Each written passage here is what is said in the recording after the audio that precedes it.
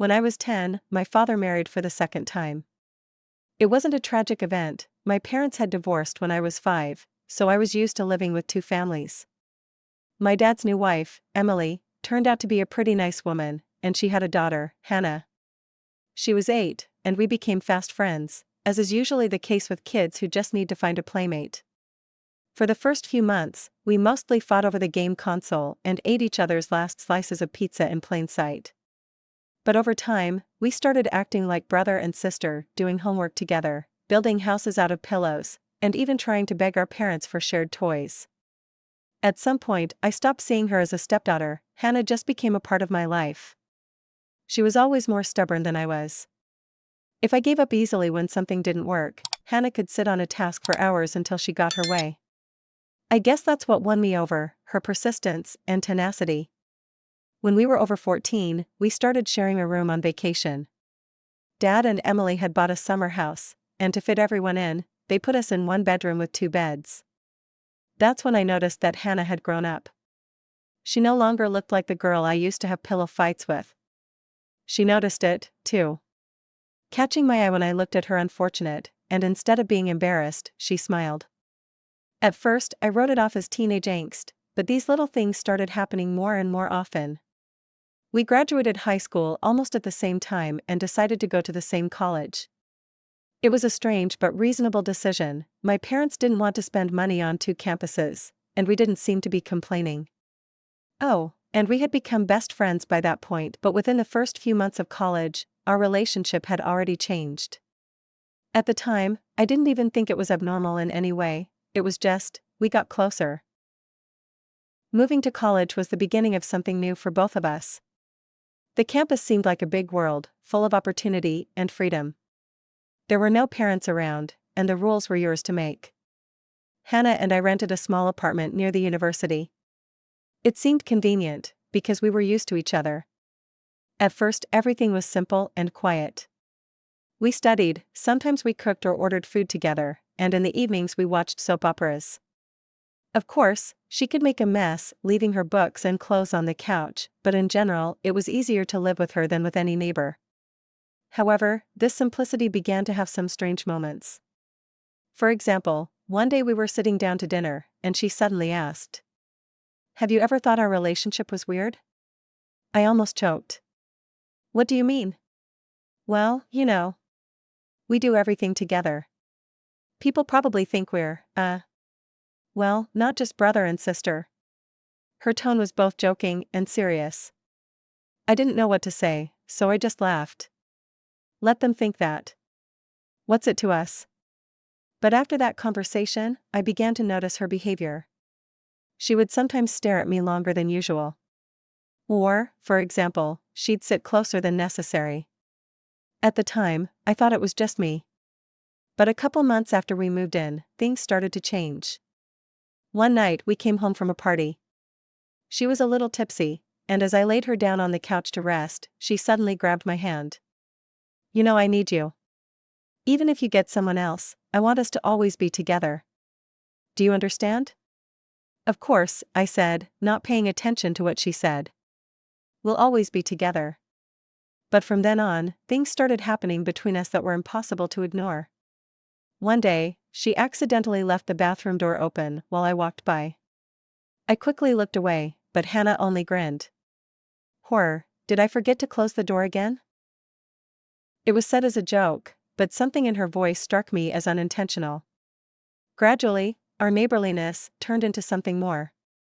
I realized we were going too far, but I also couldn't stop. It was a strange mixture of guilt and something I didn't even want to name. But when it became too obvious, I realized I needed to get away from it. By sophomore year, I finally felt like I was adjusting to college life. New friends, classes, parties. I started to realize that the world was bigger than Hannah and I's little universe. That's when I met Sarah. Sarah was the complete opposite of Hannah. Her smile was light and sincere, her voice a little husky, but that only made it more attractive. We met in the library. She dropped her stack of books on the floor, and I naturally offered to help. It was a banal moment that somehow immediately became the start of something big.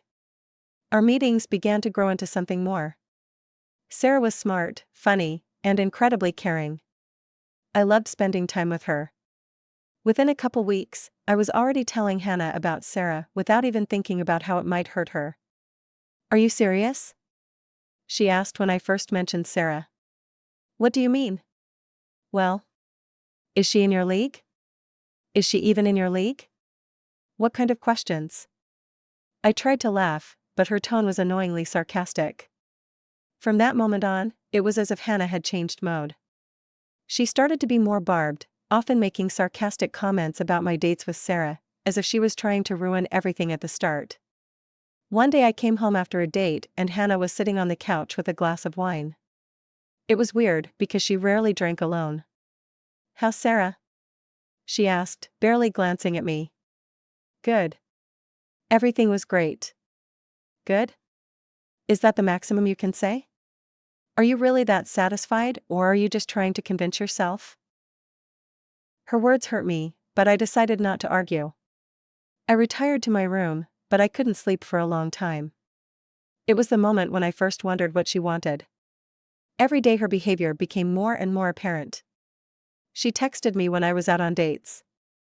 Sometimes she would call, saying she needed to talk urgently, even though nothing serious was going on. But the worst was one night when Sarah and I came over to my house to have dinner. Hannah was sitting at the table and clearly had no plans to leave.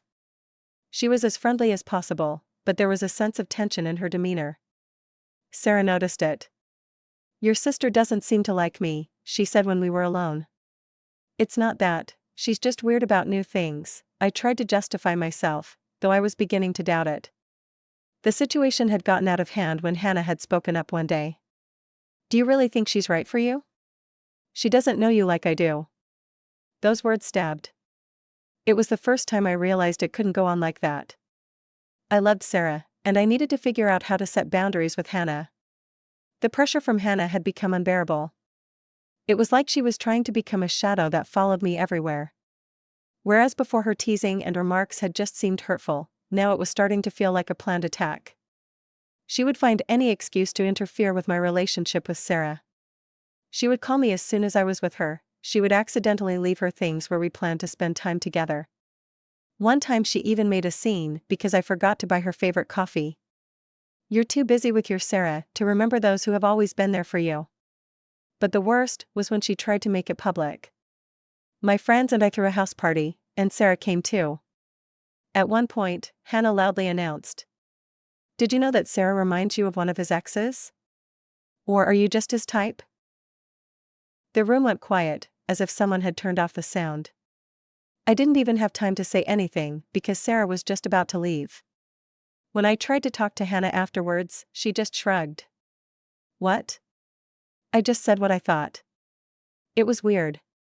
Hannah hadn't been like this before. She'd always been confident, almost cold-blooded. But now there was something in her eyes that I couldn't understand. We did talk the next day, but it turned into a heated argument. "You can't do this. This is my relationship, my life." "Your life? What am I, just a set piece?" Her voice trembled, but not with anger, more with pain. "You've always been there for me. Why is it different now?" Her words hurt me. She wasn't right, but something about it sounded so honest that I couldn't answer right away. Sarah, meanwhile, was starting to get tired of all the drama. "I don't think you're being completely honest with yourself," she said one day. "If you don't work things out with Hannah, I'm not sure we can be together." Those words made me see things differently. Hannah was manipulating me whether consciously or not, but there was more to it than that. It wasn't just jealousy. It was a sense of loss that she couldn't express any other way. The situation escalated when one day I decided to spend the evening at Sarah's to avoid the house.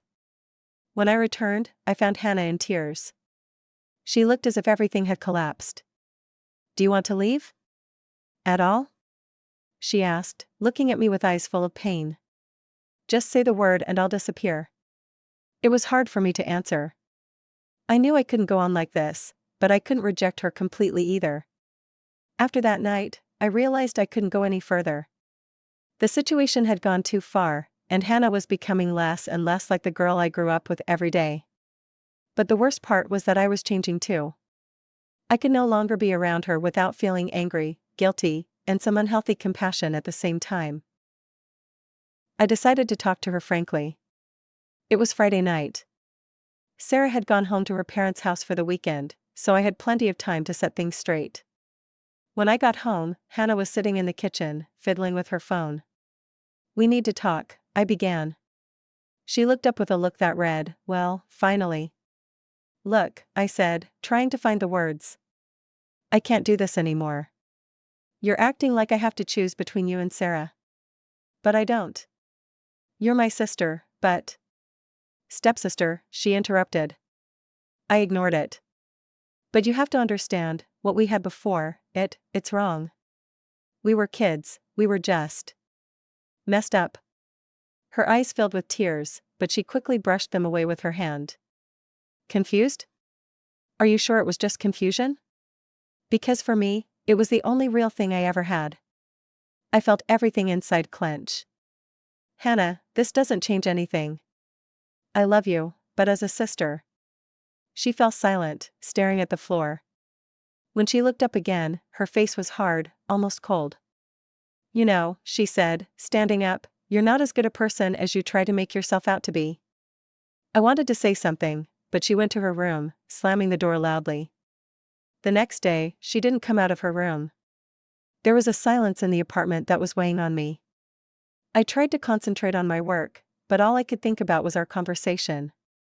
In the evening, I heard the sound of her suitcase.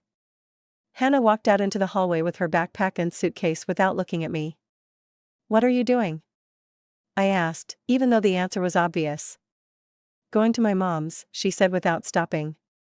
I tried to stop her, but she was insistent. "This is what you wanted," she said on the doorstep.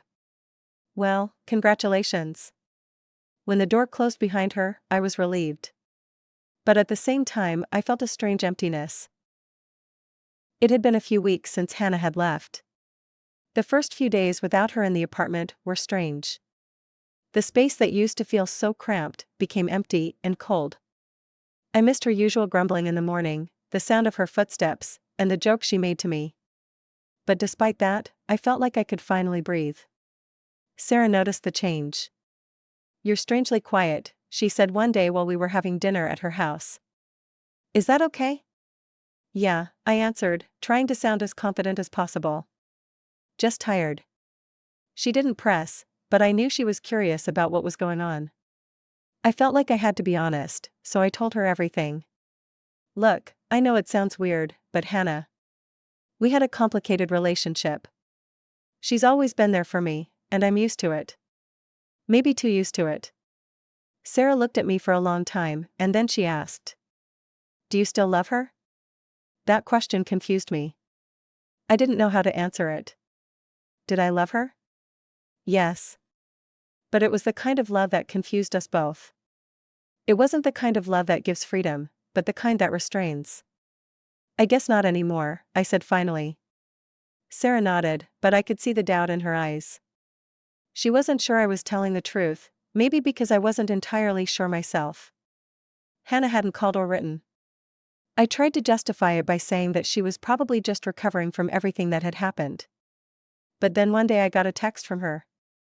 "Thanks for everything. I'm not coming back. It's best for both of us. Goodbye." Those words hit harder than I expected. I didn't know where she was now, what she was doing, or how she was feeling. But I knew she was right. Over time, Sarah and I built our relationship. She helped me and was patient and supportive. But I always felt the shadow of what happened to Hannah. Sometimes, as I walked past her empty room, I caught myself thinking that I missed her. One night, months later, I went into an old folder on my computer and found pictures, me and Hannah at the beach, at the cottage, at our first college party. We were laughing, happy. I closed the folder and took a deep breath. Life was moving on,